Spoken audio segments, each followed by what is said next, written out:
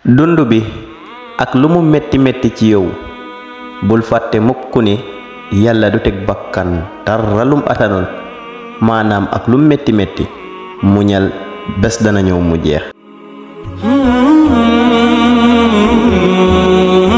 bul di wax mukk su fekkee ne danga mer ndax man nga cee wax lu ëpp wala nga wax loo xamante ne danga ko reccu sa géeru dundu yépp.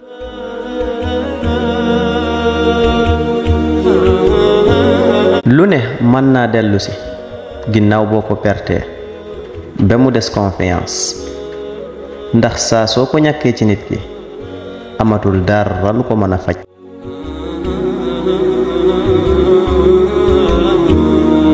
mettit bi gën a bon mooy ñi nga xam ne dañuy ñaaw njortu sa kaw bés bu ne di wax lu ñaaw sa kaw bés bu ne te xamuñu sax la ngay jëf ngir ñoom. su fekkee ne vidéo bi neex na la emel te nga abonné te nga partagé ko ak sa xarit yi ndax seen bii ay histoire yu am solo rek lañ fiy dugal. Wasalaam.